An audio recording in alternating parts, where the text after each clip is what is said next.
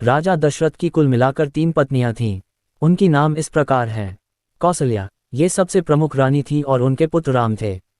कैकेयी, वे राजा के दूसरी पत्नी थीं, जिनके पुत्र भरत थे। सुमित्रा, ये तीसरी पत्नी थीं, जिनके पुत्र लक्ष्मण और शत्रुघ्न थे। ये तीनों रानियां ही राजा दशरथ की पत्नियां थीं जो अयोध्या की महारानी थीं।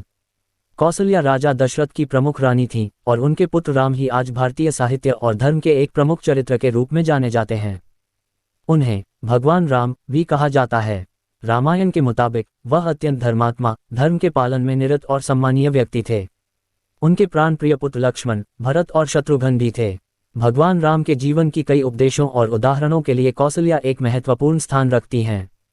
कैकेयी राजा दशरथ की दूसरी पत्नी थी और उनके पुत्र भरत थे।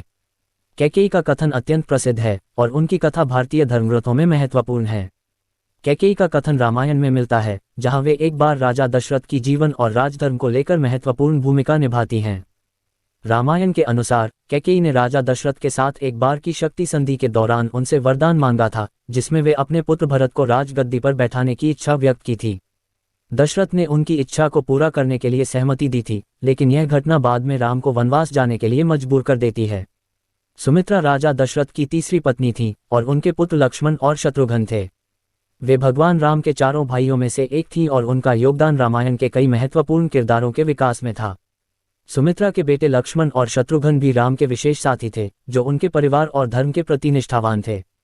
लक्ष्मण को राम का परम भक्त माना जाता है, जबकि शत्रुघ्न ने राम के शत्रुओं के विनाश में महत्वपूर्ण भूमिका निभाई। सुमित्रा का योगदान रामायण में अत्यधिक महत्वपूर्ण है। उनके बेटों लक्ष्मण और शत्रुघ्न ने भगवान राम की सेवा में निष्ठा और बलिदान का उदाहरण प्रस्तुत किया। लक्ष्मण ने अपने भाई के साथ आदर्श भाई की भूमिका निभाई, जबकि शत्रुघ्न ने अपने साहस और वीरता के द्वारा राम के शत्रुओं को नष्ट किया।